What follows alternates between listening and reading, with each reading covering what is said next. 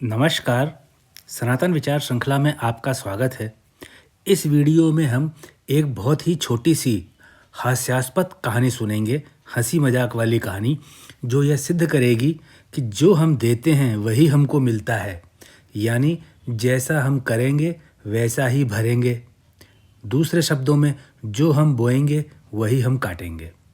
ये हम जानते हैं कि जो हम देंगे वह कई गुना होकर के हमारे पास लौटकर वापस आता है।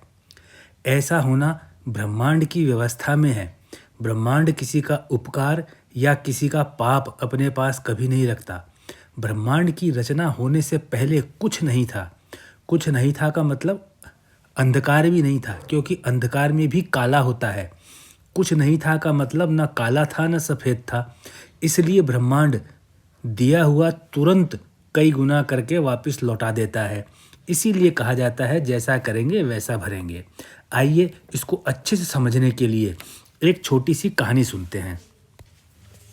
एक दिन एक बहुत बड़ी कंपनी के मालिक ने अपनी ही कंपनी के मैनेजर को गलतफहमी की वजह से सभी के सामने डांट दिया। मैनेजर की कोई गलती नहीं थी, केवल कंपनी मालिक को गलतफहमी हुई थी। मैनेजर को बहुत दुख हुआ, लेकिन उसे सहना पड़ा, क्योंकि यदि वह मैनेजर उल्टा जवाब दे देता तो मालिक उसे नौकरी से निकाल देता। अब मैनेजर डांट खाने के बाद बहुत दुखी था। अपनी कुर्सी पर आकर चुपचाप बैठ गया और कंपनी का काम करने लगा।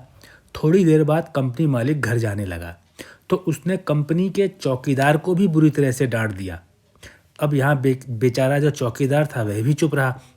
अगर वह कुछ बोलता तो मालिक उसे भी नौकरी से निकाल देता।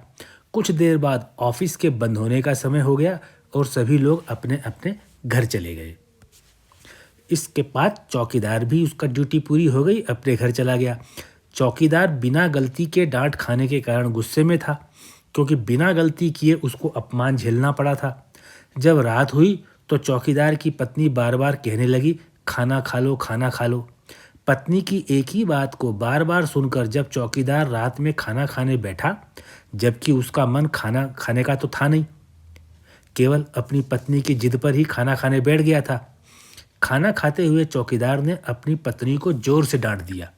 अब यहाँ देखिए, चौकीदार अपनी खीज उतार रहा है और क्या कहता है अपनी पत्नी से कि बार बार कह रही थी खाना खा लो, खाना खा लो, यह क्या बनाया है? खाना बनाना तो आता नहीं है, केवल दिखावा करती है।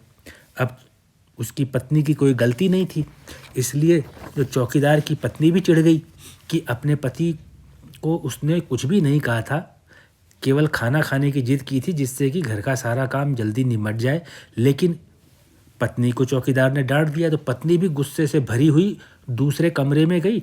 वहाँ उसका 10 साल का बेटा खेल रहा था, जबकि माँ थोड़ी देर पहले उसको पढ़ने के लिए बैठा कर गई थी।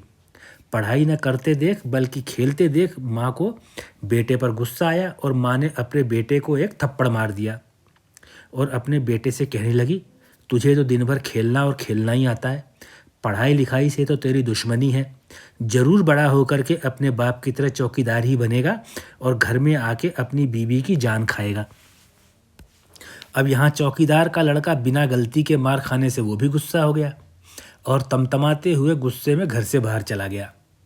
जब बच्चे का गुस्सा शांत नहीं हुआ तो उसे कुछ समझ नहीं आया, तो उसने गुस्से में एक पत्थर को ऐसे ही हवा में उछाल दिया। गलती से वह पत्थर एक सोते हुए कुत्ते को जाकर लग गया।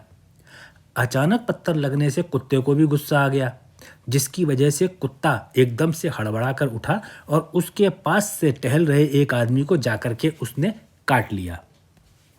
अचानक कुत्ते के काटने से वह आदमी घबरा गया और घबरा करके वह जमीन के ऊपर गिर पड़ा। जमीन पर गिरने से आदमी को चोट लग गई। फिर वह आदमी जमीन पर गिरा हुआ सोचने लगा, मैंने इस कुत्ते को कुछ नहीं कहा, फिर भी इसने मुझे काट लिया। न जाने भगवान ने मुझे किस गलती की सजा दी है। वास्तव में वह आदमी जिसको कुत्ते ने काटा था, उसमें उस समय तो उस आदमी की कोई गलती नहीं थी, लेकिन यह एक व्यवस्था है। इसको देखिए, यह वही आदमी था जिसे कुत्ते ने काटा था, जो कंपनी का मालिक था, और सुबह इसी ने बिना कारण के अपने मैनेजर और उसके बाद अपने चौकीदार का दिल दुखाया था। अब उसकी करनी किसी दूसरे माध्यम को सहारा बना करके उसके पास ही लौट करके आई थी। इसलिए कहा जाता है, हम जैसा बोएंगे वैसा काटेंगे। सरल शब्दों में जो देंगे वही मिलेगा, इसलिए जैसा करेंगे वैसा भरेंगे। इसके ऊपर अनगिनत कहानियाँ आपने सुनी होगी। यह भी उस सिद्धांत को सिद्ध करने के समर्थन में कहानी प्रस्तुत की गई है कि हम अच्छा करेंगे तो उसके परिणाम अच्छे ही आएंगे। इसी विचार के साथ में इस कहानी को इस वीडियो में आपके समक्ष प्रस्तुत किया गया। मैं आशा करूँगा कि आप इस कथा को, इस कहानी को, इसके सार को अपने जानकारों से, रिश्तेदारों से, बच्चों से, युवाओं से ज़रूर शेयर करेंगे। और आपने इस वीडियो को देखने और सुनने में अपने बहुमूल्य समय का जो अंश दिया, उसके लिए मैं आपका आभारी हूँ और आपको बहुत बहुत धन्यवाद देता हूँ।